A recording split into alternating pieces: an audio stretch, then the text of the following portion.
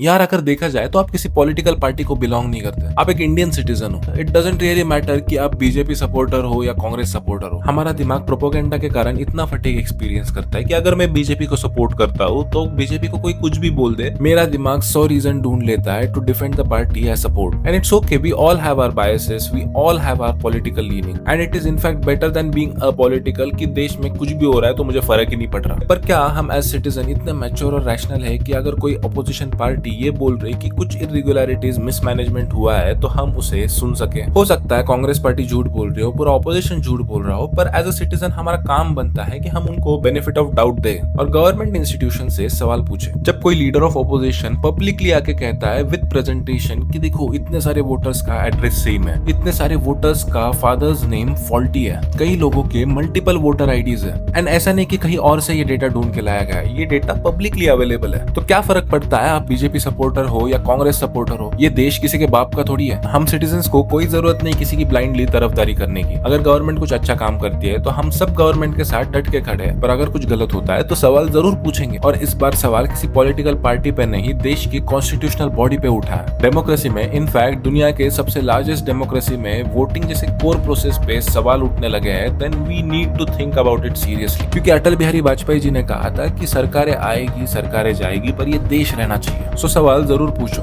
Justification मांगो election commission of India से। और अगर कल को कांग्रेस पार्टी गलत प्रूव होती है तो आप और मैं मिलकर ट्रोल करेंगे उस पार्टी को। बट इस बार इस इशू को सीरियसली लेना बहुत जरूरी है।